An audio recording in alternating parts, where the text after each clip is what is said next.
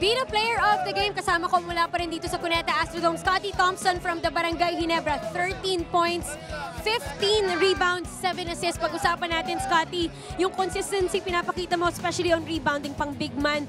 Paano, how, in Visayas sa inyo sa Dipolog, di unsa, paano mo ginagawa yun? Every time kasi talagang ginagawa ko sa practice na lang, sinisipagan ko lang.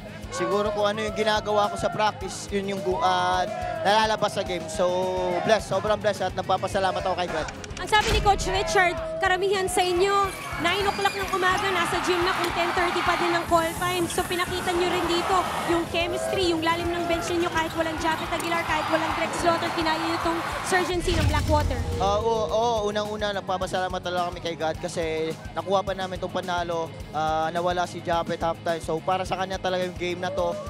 Halftime, nag-pray over kami kay Japet for fast recovery niya. So talagang para sa kanya to talaga na-step up lahat. So 2 games remaining, ayahan mo ang mga fans ninyo sa Sunday, nasa Phil Sports tayo.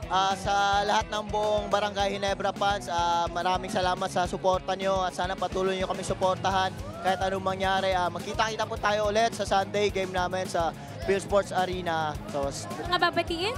Binabati ko lahat ng mga family ko sa Digos Davao del Sur, Ging, Malalag, lola ko, lolo ko, mga tita ko, Thomas's Barbershop, kay Boss Danny, Boss RSA, kay Boss Ariel, na birthday niya ngayon, sa lahat-lahat, pound for pound, binabati ko lahat, Extreme Gym. So, pati yung girlfriend ko dyan nanonood at sa father ko na nanonood ngayon.